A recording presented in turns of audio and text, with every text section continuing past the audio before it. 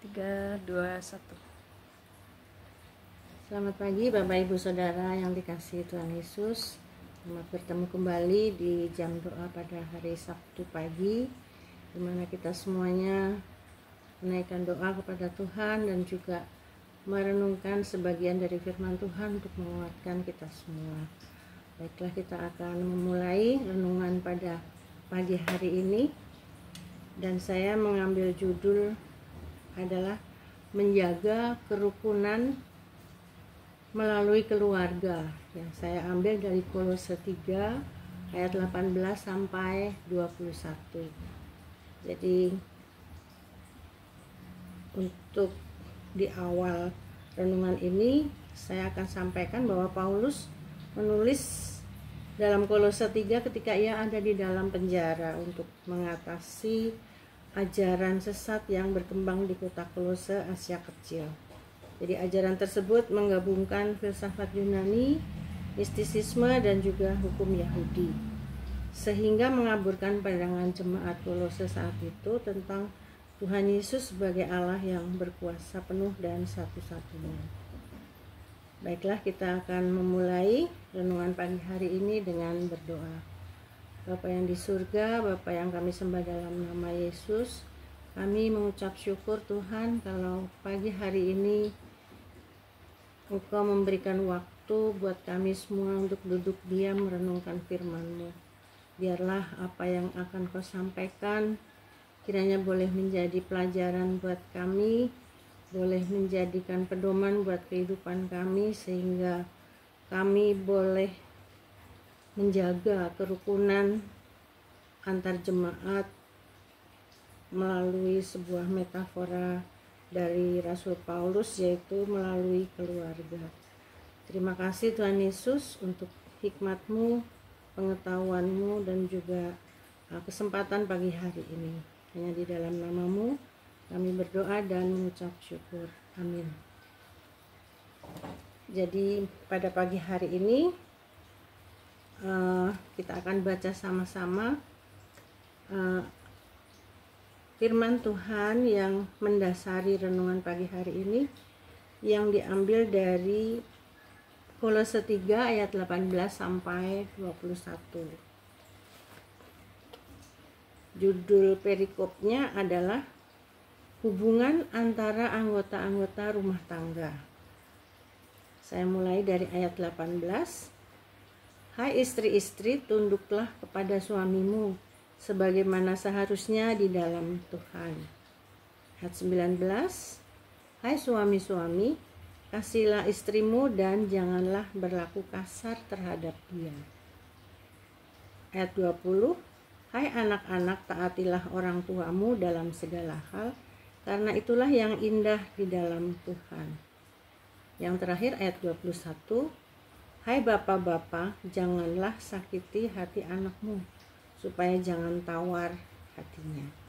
Demikianlah firman Tuhan yang kita sama-sama sudah membacanya. Kiranya perenungan pagi hari ini melalui pesan dari Rasul Paulus akan lebih menambah wawasan kita di dalam hal menjaga kerukunan melalui contoh-contoh yang ada di sini, yaitu melalui keluarga.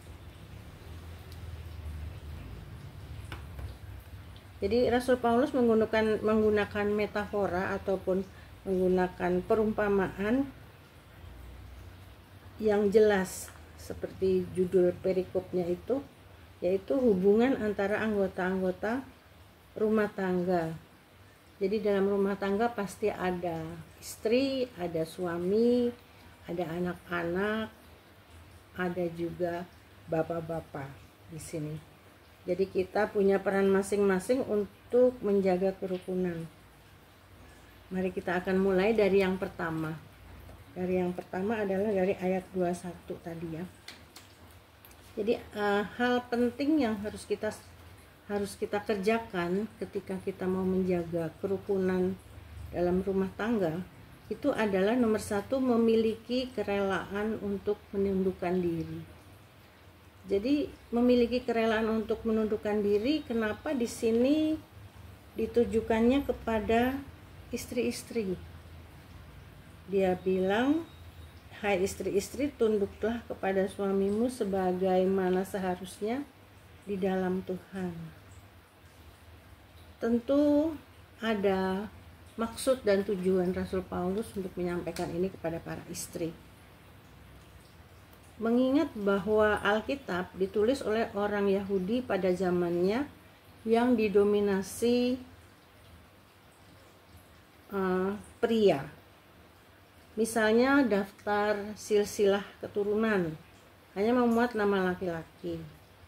Kemudian juga ada satu contoh, saya ambilkan dari Matius 14 ayat 21, yaitu ketika Tuhan Yesus memberi makan 5.000 orang. Itu ditulisnya seperti ini, yang ikut makan kira-kira 5.000 laki-laki, tidak termasuk perempuan dan anak-anak. Jadi perempuan dan anak-anak tidak dihitung atau tidak disertakan karena memang adat istiadat saat itu adalah didominasi oleh kaum pria. Jadi mengikuti budaya itu, Rasul Paulus pernah juga berpesan untuk melarang wanita berpartisipasi dalam percakapan jemaat. Kata tunduk dalam bahasa Yunaninya adalah hupotasso, artinya menempatkan diri di bawah. Jadi apa keuntungannya ketika istri menundukkan diri? Memang ada keperluan yang sangat penting, yaitu ada satu hal yang akan berguna ketika seorang istri menundukkan diri terhadap suaminya, yaitu untuk melembutkan suami dan juga memenangkannya bagi Kristus. Jadi kita sudah membahas yang pertama, ketika kita mau menjaga kerukunan, itu nomor satu memiliki kerelaan untuk menundukkan diri. Kemudian yang kedua, mengasihi bukan menguasai. Ini ditujukan kepada para suami yang tertulis di ayat 19. Hai suami-suami, kasihilah istrimu dan janganlah berlaku kasar terhadap dia.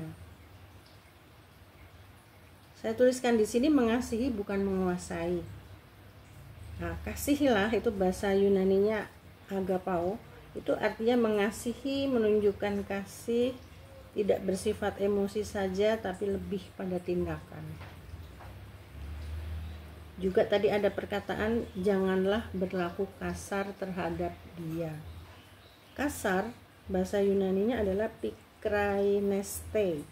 Itu membuat pahit, bersikap membenci, bukan hanya kasar secara fisik, tetapi juga kadang-kadang ada orang yang bersifat kasar tetapi mentalnya yang direndahkan, dihina ataupun dianggap tidak bisa atau dianggap tidak mampu, seperti semacam bullying begitu.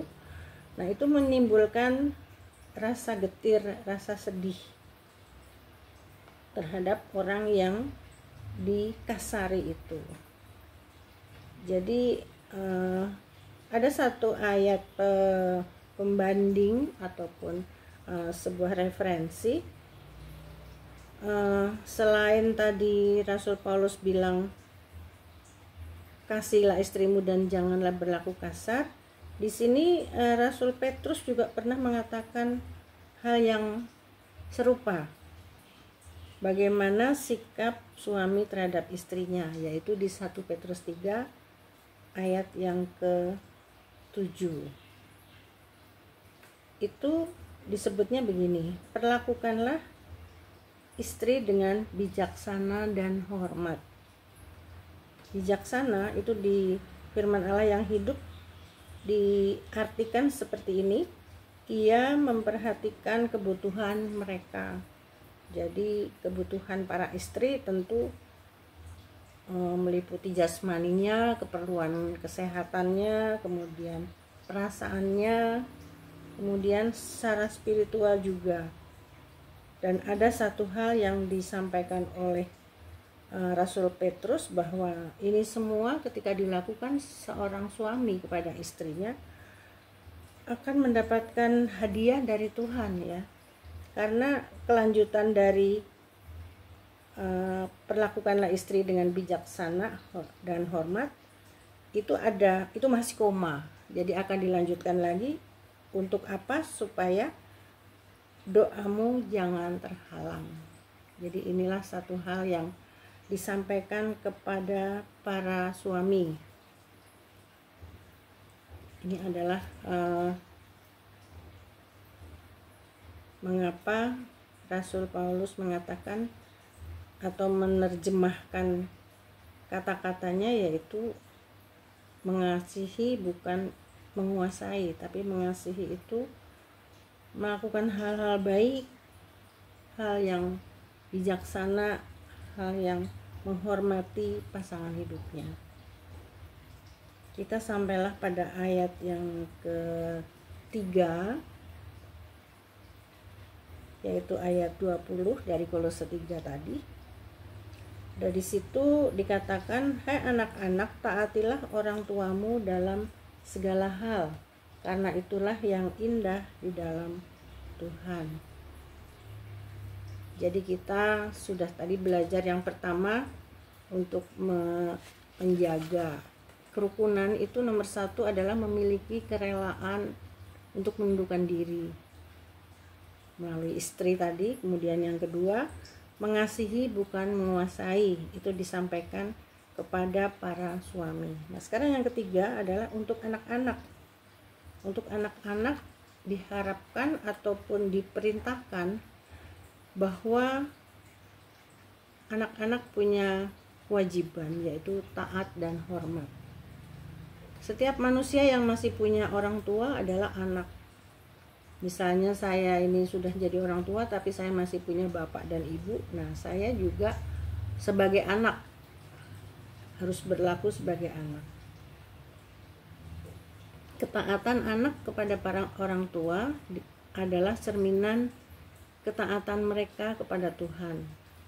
Taat di sini bukan pura-pura atau keterpaksaan, tetapi taat adalah satu hal yang memang harus kita lakukan karena ini adalah perintah Tuhan.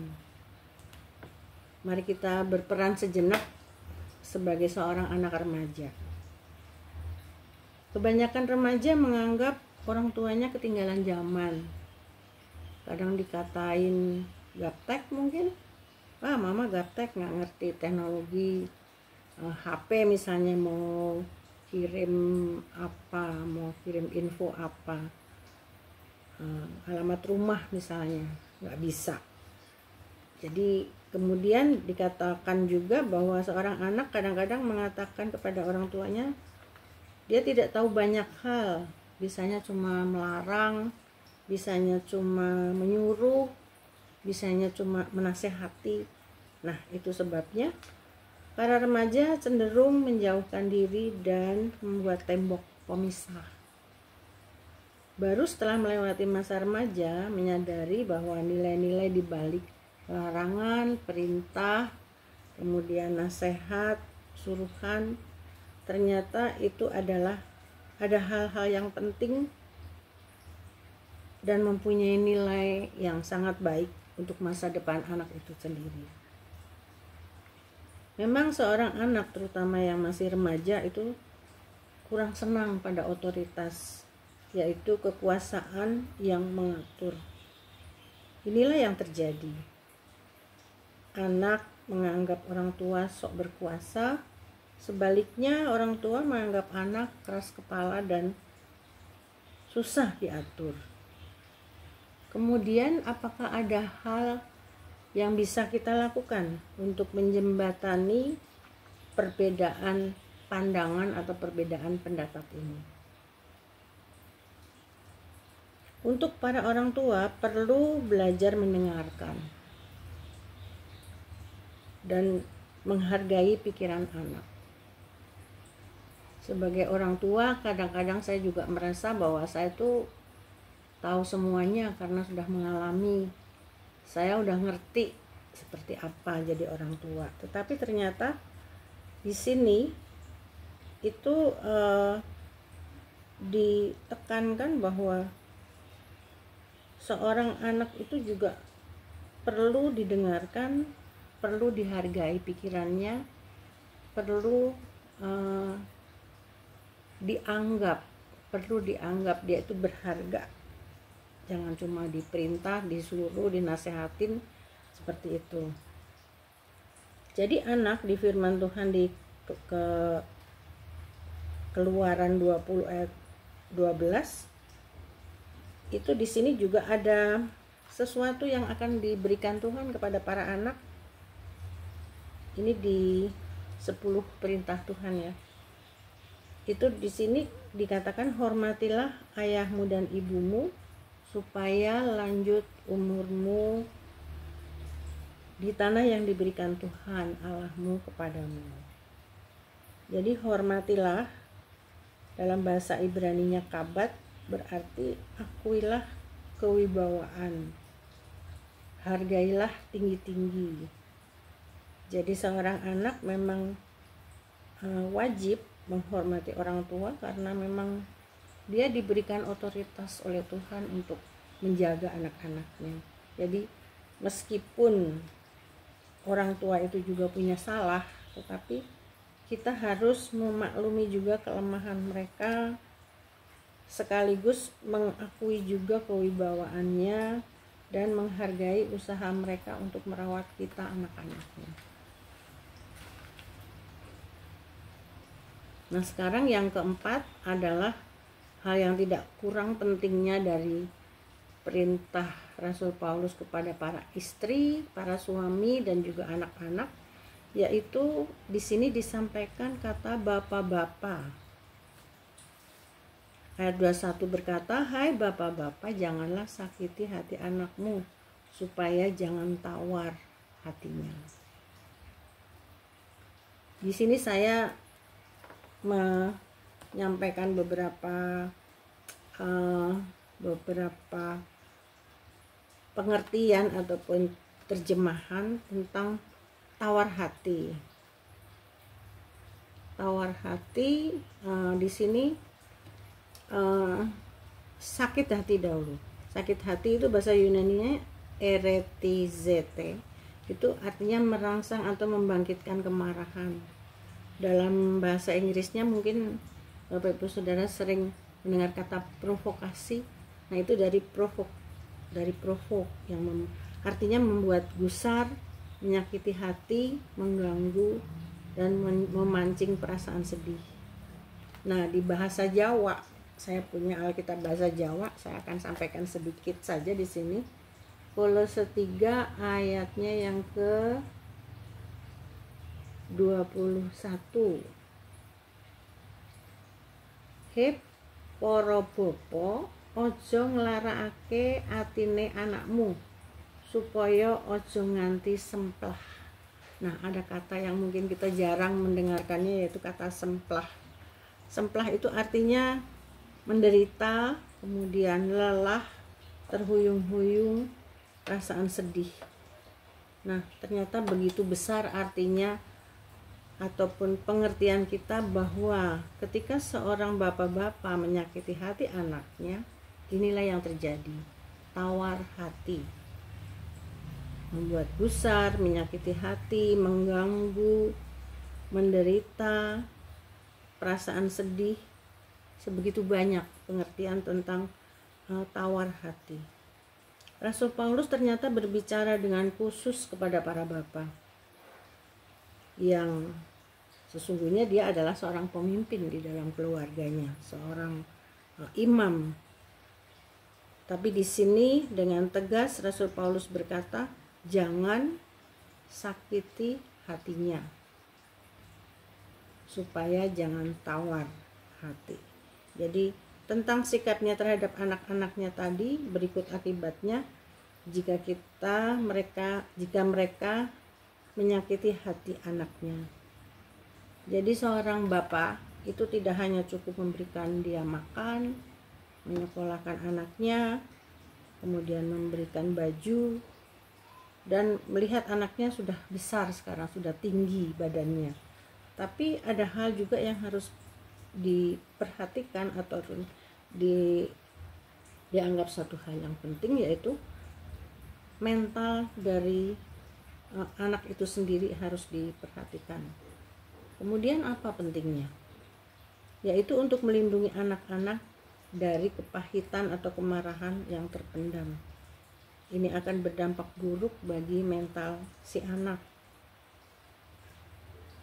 Mari kita, para bapak-bapak, memberi ruang agar anak dihargai, didengar pendapatnya, dan juga keberadaannya itu dianggap penting di dalam keluarga. Jadi kita akan ada satu pertanyaan dari saya, apa saja sih bentuk provokasi yang dilakukan para bapak? Kebanyakan secara sengaja ataupun tidak sengaja, para bapak tadi suka berperilaku tidak adil, kemudian kejam, pilih kasih terang-terangan, mengancam, dan lain-lain. Saya akan sampaikan di sini ada seorang teolog, seorang profesor, dia juga penulis dan dia juga seorang pendeta. Namanya John Piper. Dia menulis sebagai berikut. Ini salah satu contoh ya bentuk provokasi yang diterima seorang anak dari bapak. Nomor 1 adalah mengomel, ya, menuntut berulang-ulang, tidak mempercayai anaknya. Kemudian dia selalu menuntut sementara nggak pernah bicara, nggak pernah memuji, nggak pernah merayakan sesuatu bersama dengan anaknya. Terus kemudian ada lagi selalu marah, selalu menggunakan tongkat dalam artian memukul secara fisik. Mempermalukan, yaitu di depan banyak orang dia mengatakan hal-hal ataupun kesalahan anak tadi sehingga anak tadi merasa malu. Kemudian merendahkan. Ada seorang orang tua yang kadang-kadang memanggil anaknya dengan panggilan yang tidak pantas ya. Misalnya manggilnya dengan nama binatang atau nama bercandaan atau apa seperti itu. Meskipun itu cuma bercanda, tapi itu adalah merendahkan. Kemudian menuntut hal yang mustahil. Misalnya dia seorang anak melakukan kesalahan, terus si bapak tadi bilang kamu harus pulang dalam waktu 5 menit. Sementara jarak antara si anak dan rumah nggak memungkinkan, jadi dianggapnya anak itu gagal melakukan perintah si bapak tadi. Dan yang terakhir ataupun yang terpenting yaitu menahan pengampunan. Jadi kesalahan anak tadi dianggap ada terus dan tidak pernah diselesaikan pada saat itu juga, dan mengampuni dan juga mencarikan jalan keluar. Apa akibatnya? Anak tersebut menjadi semakin tertutup dan suka menipu. Sedemikian banyak yang anak rasakan ketika seorang bapak melakukan hal-hal provokasi tadi yang disampaikan oleh seorang tokoh teolog yang bernama John Piper.